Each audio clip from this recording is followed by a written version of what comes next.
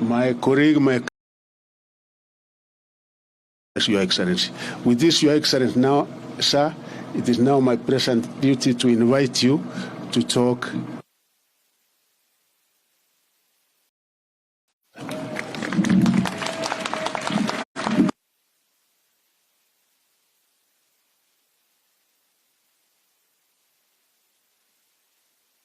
And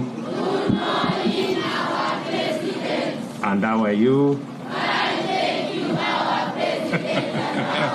I am good. Kwanza mimi nataka niwashukuru sana kwa kunikaribisha hapa Joseph Kang'ethe asubuhi ya leo. Asante sana kwa walimu na nyinyi wanafunzi kwa kutukaribisha hapa, na tumekuja hapa kwenye siku ya muhimu sana kwenu. Mmekuwa darasani miaka 8 na kidogo imebaki, si ndio? Na leo ndio siku ya mtihani, na nimekuja hapa kuhakikishia nyinyi wanafunzi wote wa taifa letu la Kenya zaidi ya milioni 3 ambao wanafanya mtihani katika centers zetu zote katika Kenya, kwamba serikali ya Kenya imepanga mambo ya mitihani yenu ya watoto wa standard 8 na pia watoto wa form 4, KCPE na KCSE zote pamoja zitaanza.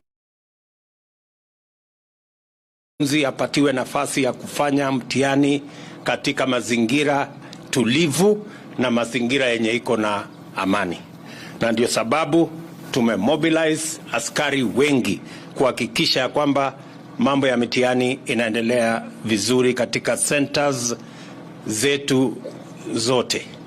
And I want to say for the record that this examination, we are going to be having examinations in all the centers for our children who are carrying out exams today, either KCPE or KCSE.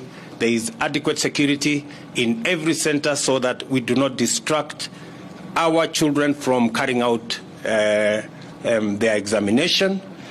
I am confident that all arrangements have been put in place between all the stakeholders, especially for those who are in grade 6 and grade 7, how they will move and transit to the next level. I want to thank you very much for welcoming us to Joseph Kang'ethe Primary School.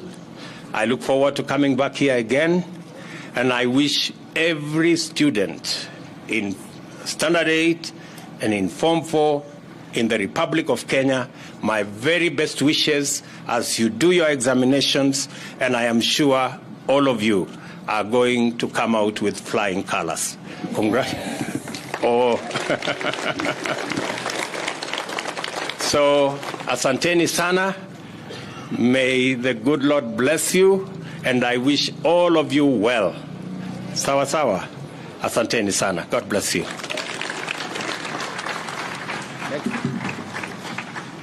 We now go to your respective classrooms.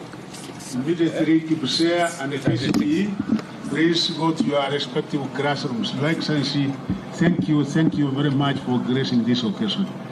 You can now go back to your classrooms in 2 minutes, slowly. Yes, Mwalimu.